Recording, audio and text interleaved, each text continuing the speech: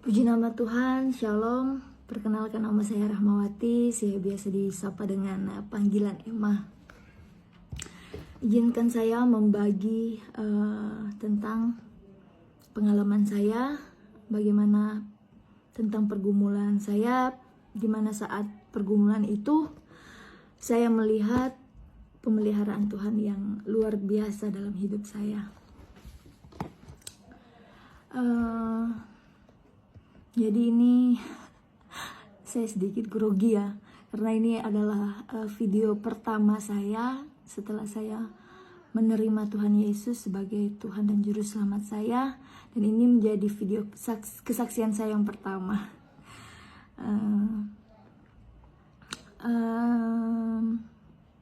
Izinkan saya sebelum lanjut jauh ke depan, saya mau membagikan singkat tentang latar belakang saya.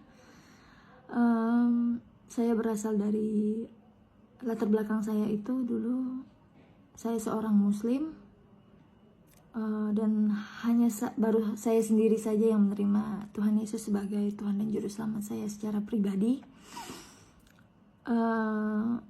Saya dibaptis bulan Januari tanggal 26 2020. Belum 2 tahun, dan saya sangat bersuka cita sekali karena bulan ini saya merayakan Natal kedua saat saya lahir baru. Saya sungguh bersuka cita sekali. Jadi pengalaman saya di sini, saya hanya mau membagikan pengalaman bagaimana Tuhan menolong saya dalam setiap pergumulan saya. Mungkin nanti saya akan buat video bagaimana perjumpaan saya secara pribadi saat sebelum saya menerima Tuhan Yesus sebagai Tuhan dan Juru Selamat saya. Jadi kita hidup ini tidak jauh daripada problem. Jadi tidak ada manusia di dunia ini yang tidak punya masalah. Semuanya punya masalah. Orang mati aja punya masalah. Masalahnya nanti di akhirat, ya kan? Hidup kekal di surga apa di neraka begitu. Jadi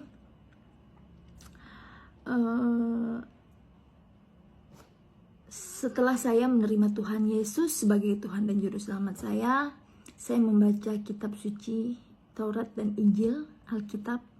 Saya baca itu dan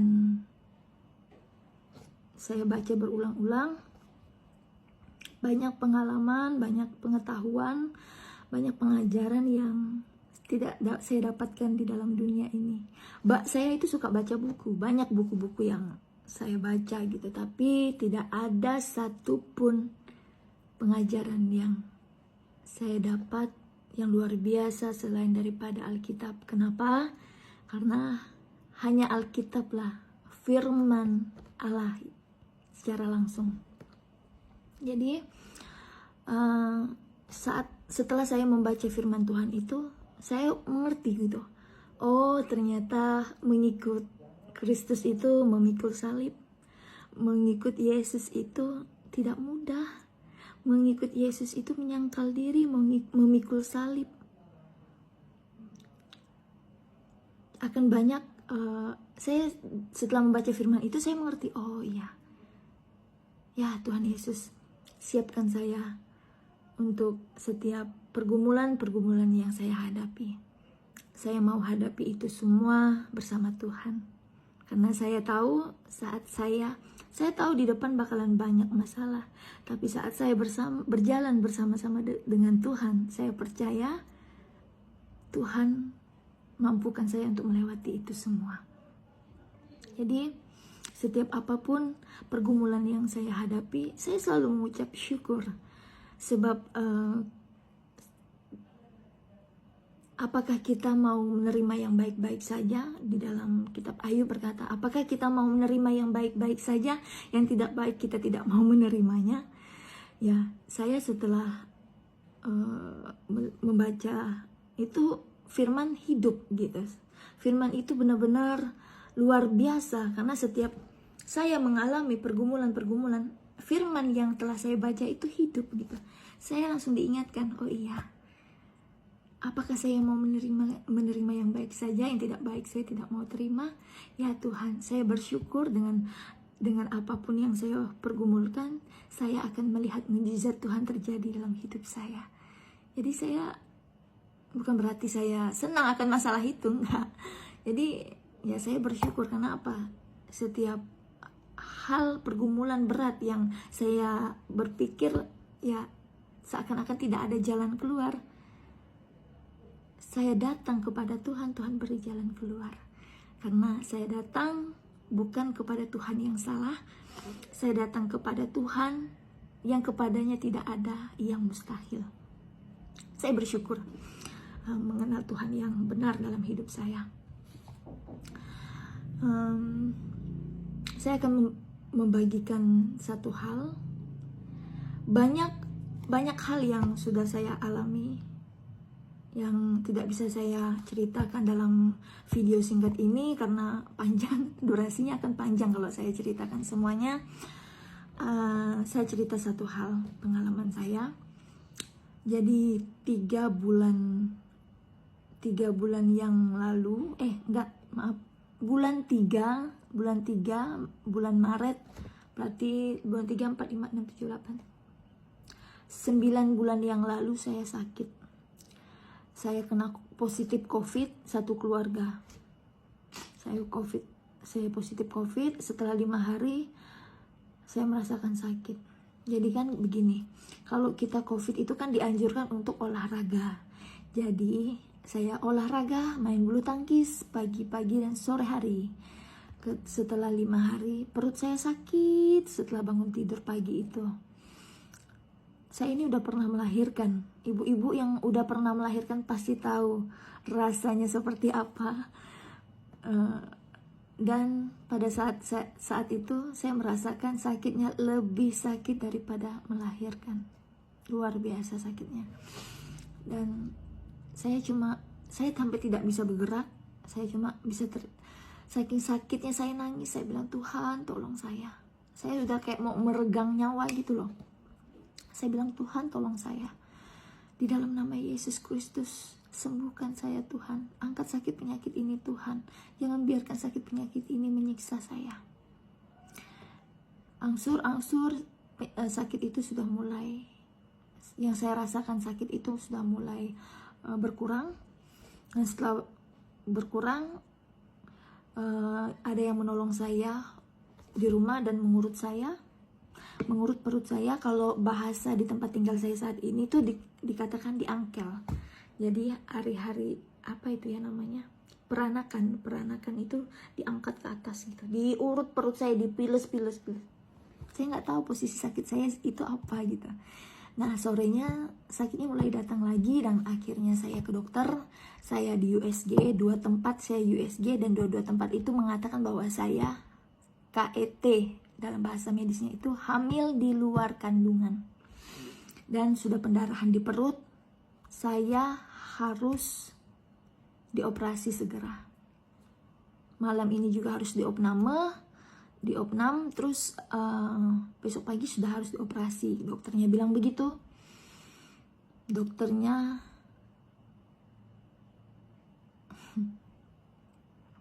gak ada yang mau operasi saya pada saat itu.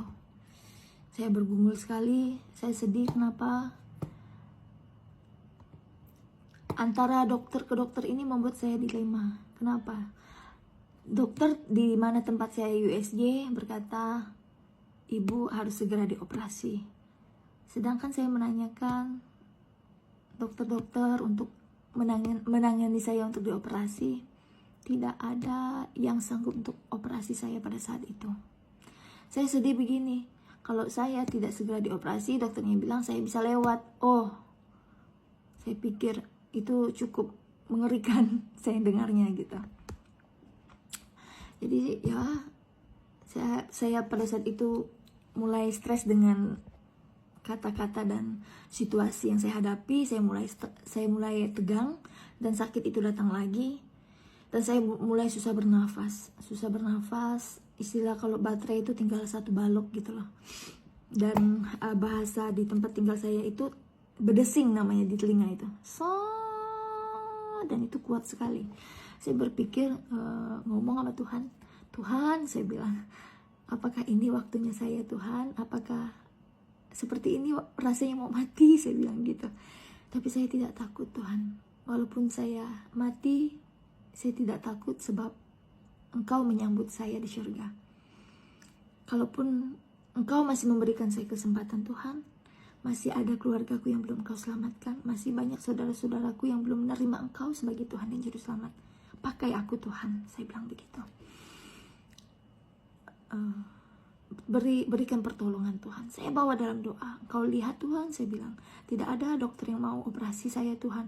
Malah setiap dokter berkata, selesaikan dulu COVID-nya harus negatif dulu, baru bisa dioperasi. Bayangin saudara, saya posisi pada saat itu baru 5 hari setelah dinyatakan positif COVID. Sedangkan untuk membutuhkan waktu untuk negatif itu bisa 2 minggu, 14 hari.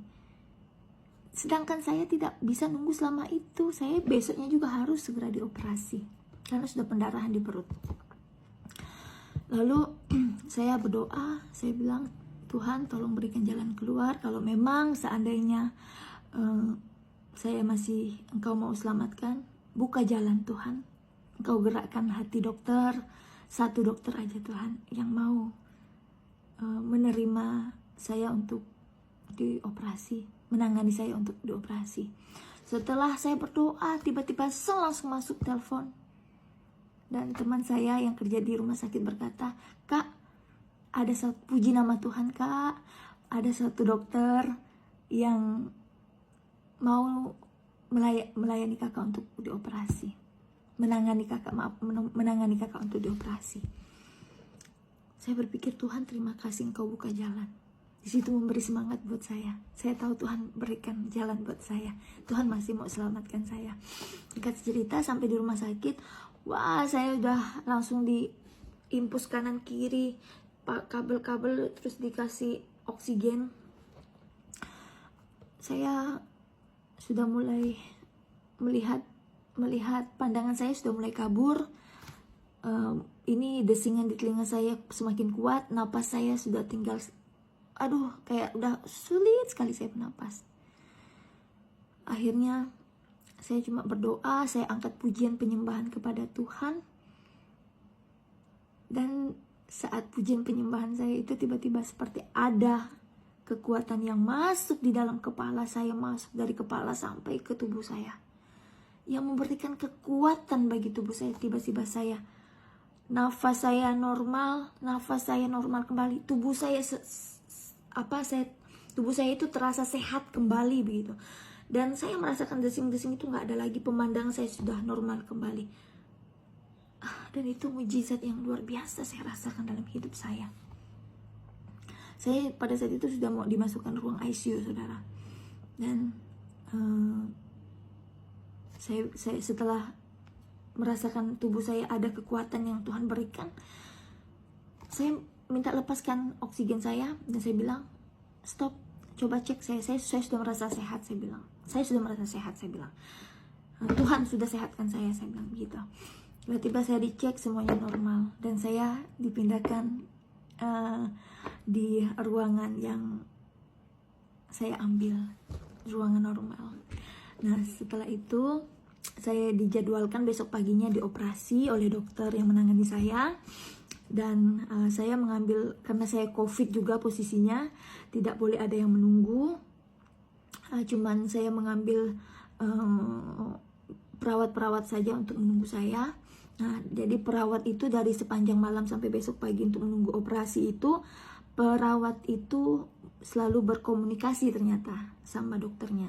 Nah setelah besok pagi, saya yang sudah puasa, tiba-tiba dokternya bilang begini, datang ibu, karena setelah melihat kondisi ibu itu nggak ada merasakan sakit. Jadi kami harus mengambil tindakan lagi untuk memastikan apakah benar ibu ini hamil di luar kandungan. Kami harus melakukan tindakan satu kali lagi, namanya itu 12 fungsi. Wah, pakai alat, saudara. Aduh, saya nggak mau jelasannya, itu cukup sakit, saudara. Jadi saya bilang, kenapa harus mengambil tindakan ini? Nah, kebetulan yang perawatnya itu teman saya, dia bilang, begini kak, kan kakak kan dari masuk ke ruangan ini, ke ruangan kamar kakak ini, sampai mau dioperasi, itu nggak ada rasa sakit. Itu mustahil kak. Karena yang namanya orang hamil di luar kandungan, apalagi kakak sedang COVID, itu bisa fatal. Itu rata-rata bisa masuk ICU. Dan pasti rasa sakitnya itu nggak akan bisa hilang sampai dia selesai operasi. Wow, saya berpikir, ya, saya bersyukur akan itu. Karena saya tahu Tuhan yang menopang semua sakit penyakit saya. Jadi sepanjang malam itu saya sulit tidur. Saya cuma bisa berdoa, baca firman Tuhan, dan itulah yang saya lakukan sampai setelah kembali lagi tadi, setelah saya ambil tindakan terakhir itu, ternyata hasilnya memang saya dinyatakan positif KIT, hamil di luar kandungan. Dan sorenya saya dijadwalkan lagi untuk dioperasi. Itu pergumulan juga karena saya dikatakan, kakak harus tenang ya, kakak harus stabil, nggak boleh stres karena nanti bisa pendarahan, ini katanya bisa pendarahan banyak. Saya bilang, saya cuma bawa dalam doa saja, Tuhan kuatkan saya, mampukan saya untuk saya dapat menunggu operasi ini dengan keadaan baik, keadaan normal. Saya bilang begitu. Saya cuma, kekuatan saya pada saat itu cuma Tuhan aja. Kalau saya pakai kekuatan saya sendiri, aduh, nggak mampu saya. Terus setelah singkat cerita, setelah saya dioperasi, nah kok dioperasi itu kan gini, kalau dioperasi itu kan dibius tengah ya, saya dibius tengah, dari pinggang sampai kaki itu mati rasa, nggak rasa apa-apa, tapi kita sendiri tuh kayak masih sadar, cuman pemandangan aja, seperti kayak gambaran orang yang mau dihipnotis itu. Terus orang dokter-dokter dan perawat-perawat yang berbicara itu saya masih dengar gitu. Nah, tiba-tiba saya dapat penglihatan saat saya dioperasi itu. Saya dapat penglihatan semuanya putih. Tiba-tiba ada sosok yang terang sekali, dan saya tahu sosok itu, seperti saya nggak berani mengatakan itu Tuhan, saya takut, tapi saya tahu yang saya lihat, sosok yang memegang tangan saya itu adalah sosok yang mempunyai kuasa atas tubuh, jiwa, roh saya, atas hidup saya. Lalu saya katakan, Engkaukah Tuhan, bawa saya, karena pada saat itu saya merasakan tenang, sukacita, damai sejahtera yang luar biasa. Lalu dia berkata seperti ini, belum saatnya, masih ada pekerjaan yang harus engkau selesaikan. Saya nggak tahu maksudnya apa, tapi saya tahu Tuhan masih berikan saya kesempatan untuk saya melayani Tuhan. Setelah singkat cerita, setelah saya dioperasi, dokter menghampiri saya, dan dokter berkata, Ibu, waktu ibu dioperasi, ibu cuma berkata Yesus, Yesus. Saya bilang, iya dokter, saya melihat seperti Tuhan, saya bilang gitu. Iya ibu, kebetulan dokternya juga pengikut Kristus, dan dokternya bilang kalau saya boleh selamat itu karena mujizat Tuhan. Ternyata setelah dioperasi, saya ketahuan punya penyakit lain lagi yang ganas, penyakit yang umur saya mungkin gak bakalan lama lagi.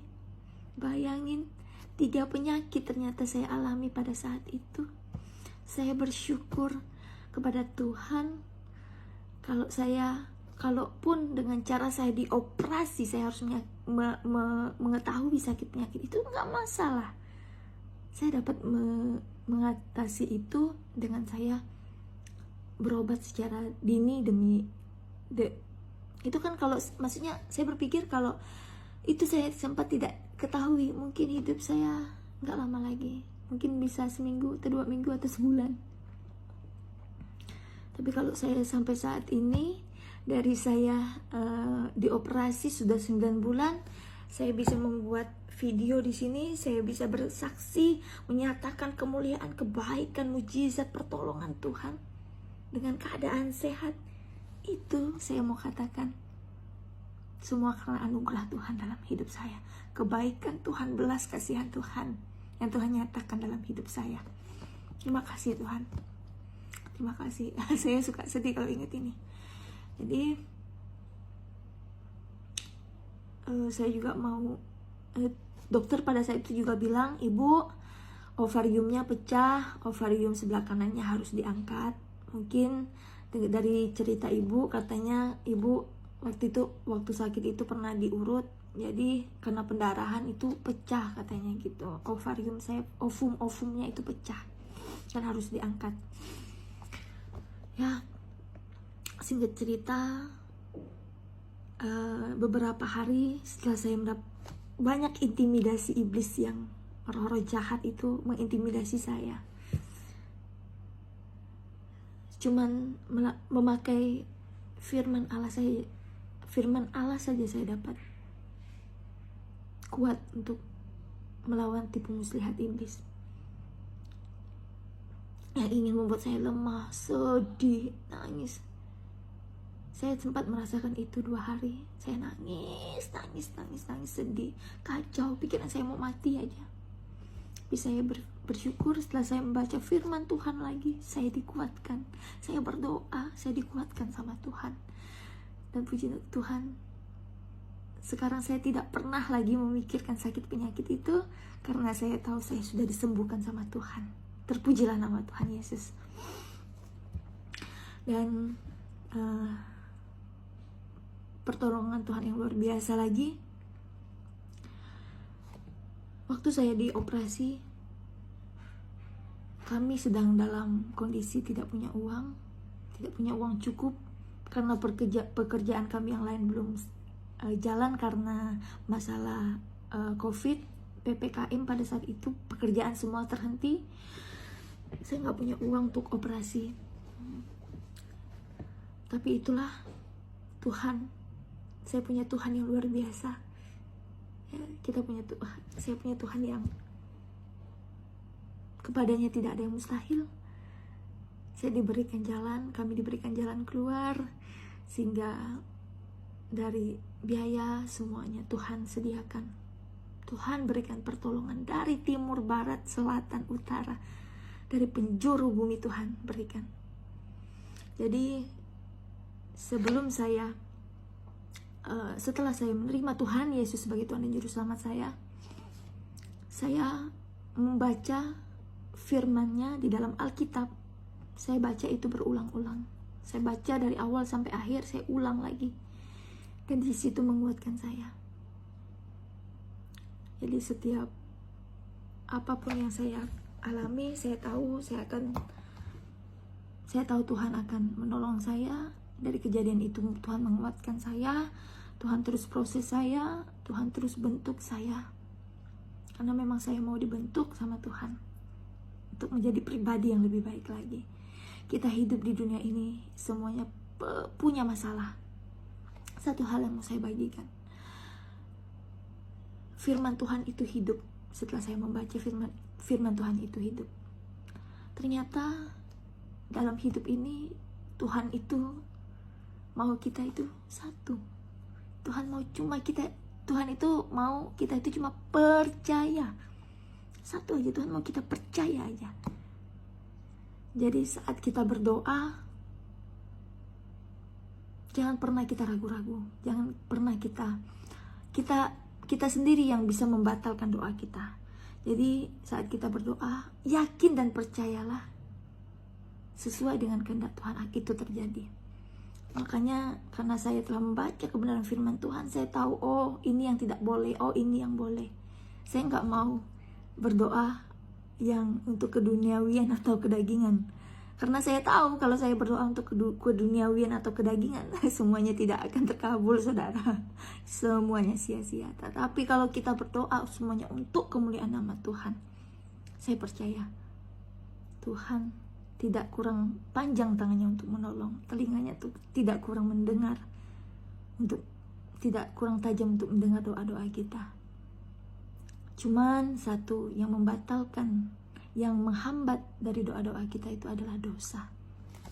Jadi memang setiap kehidupan kita juga harus mengampuni orang lain, karena firman Tuhan berkata, jika engkau tidak mau mengampuni, maka Bapamu di surga juga tidak akan mengampuni engkau.